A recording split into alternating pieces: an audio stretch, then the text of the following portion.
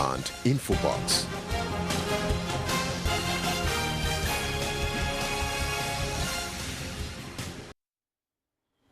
You're still watching the nightly news on your Joy News channel with me, Marian Toure. Now we go over to the Upper West region. The Deputy Upper West Regional Director of the Electoral Commission, Aliu Dauda, has assured all candidates vying for parliamentary seats in the Upper West region that the EC will provide a level playing field for them. Mr. Ali gave the assurance at a meeting organized by the EC for all parliamentary candidates contesting the December polls.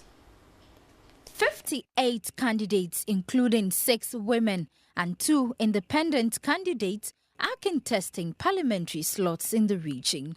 All 10 incumbent members of parliament are seeking re-election, but some have hinted they will voluntarily step down in 2016.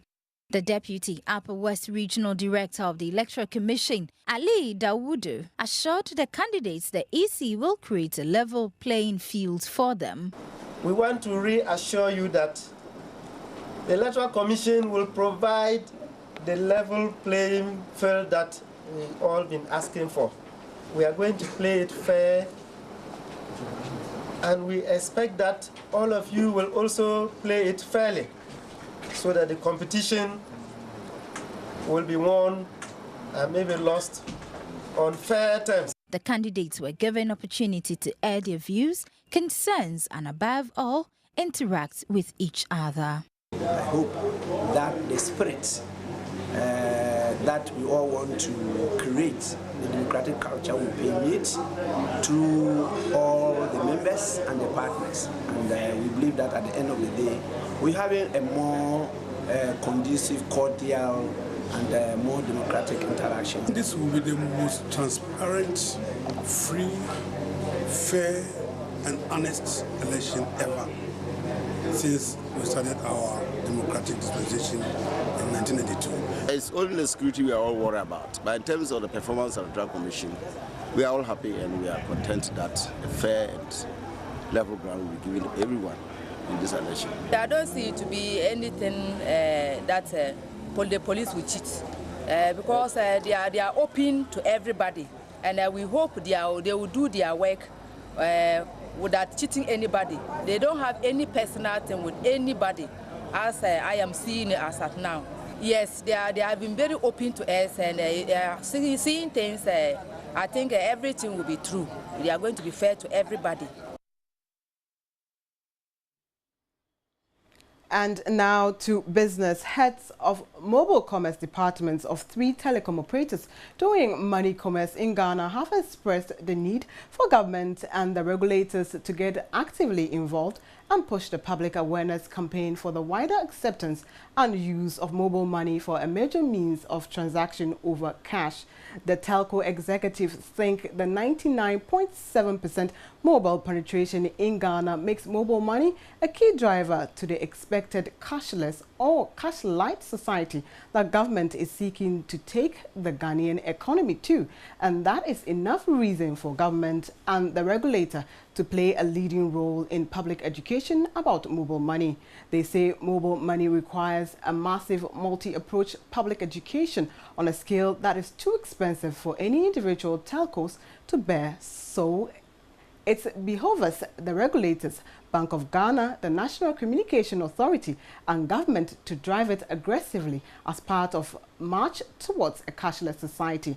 The telcos have proposed government and regulator support in the form of massive and regular endorsements, encouragement of state agencies to use mobile money for small payments, augmentation of funding for the public awareness campaign, and a garnering of media support for the same end.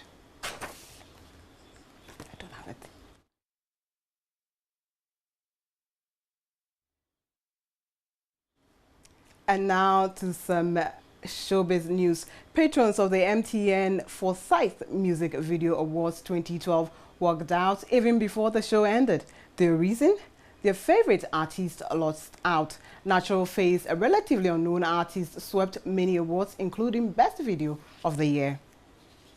The most popular video, and the winner is Natural Face. Natural Face winning the overall For many patrons of the MTN Foresight Music Video Awards 2012, they got introduced to the name Natural Face for the first time last night when he was sweeping off his awards.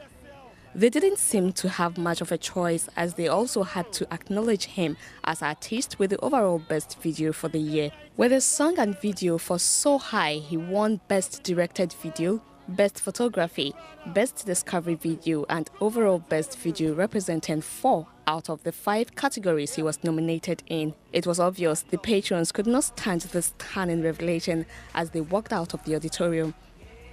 Aigwedem's Get to Arise beat managed him the Best Reggae Video Award, whilst 15-year-old Hip Life group VIP picked 2 awards, including Best Group Video and Best Edited Video with Pampana.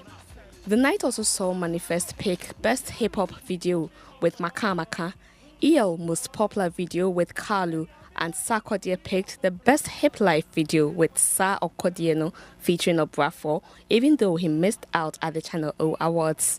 A minute's silence was observed for the late Vice President Alhaji Aliu Mahama.